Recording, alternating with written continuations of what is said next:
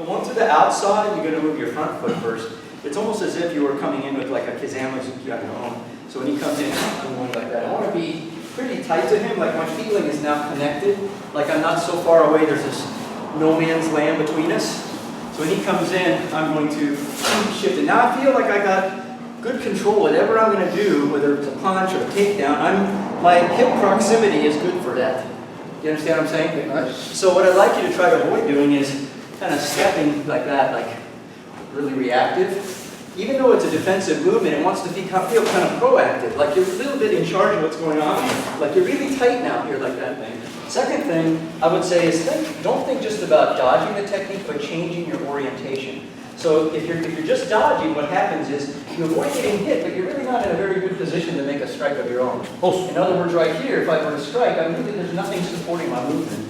So you want to dodge the technique, but then change your, now I've changed my orientation. Now my structural line for the integrity of my technique is on this slight angle, but directed towards my partner's center. You follow what I'm saying? Nice. So you want to kind of, and that's going to be like in this particular outside step, it means your front foot's going forward a bit, but the back foot's moving quite a bit to scooch in behind to cut that angle.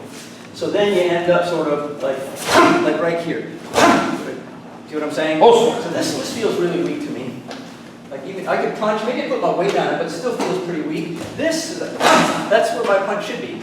Okay, so don't just dodge. See if you can change your orientation. Okay. Yeah, what do you try?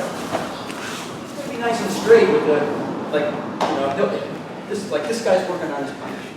Okay, so he comes in. He's gonna work on a nice strong punch. Right. Yeah, nice strong punch. So that's that guy's job. Okay, and then as the defender, you wanna move it, but right now my weight is already kind of into here. Like my feeling, my connection is already forward, and so that makes the timing a lot shorter. So you're not in this sort of like way up here feeling, and then you have to get in here to do. It's not just spatially. It's kind of also ingrained in the feeling. Like I'm in it. I'm into it.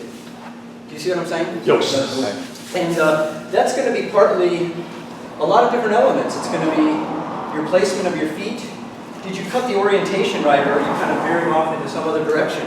It's going to be a little bit what we were talking about earlier, that your shoulders want to be relaxed, but your center is sort of out there like that. And it's going to be your psychology is already connecting to your partner. So it seems like a very simple movement, but to get it right, you want to be, there's a lot of stuff happening to get you in that spot where you're where you want to be to make a good counterattack or sweep or whatever. Okay? So my consideration is, it's really going to be more about your hips and the feeling in your center than it is your upper body. So what I'd like you to try to get away from is kind of moving like that. You can kind of see I'm kind of moving up here and I've lost this connection. I mean, you want to kind of move where it's like I'm low. This is all relaxed, but my center is on my movement. Whatever I'm doing, it's really coming from down here and not up here like that. You understand? So you want to kind of dig it in a little bit. So when I'm moving, I'm going to kind of like, I'm kind of really connected.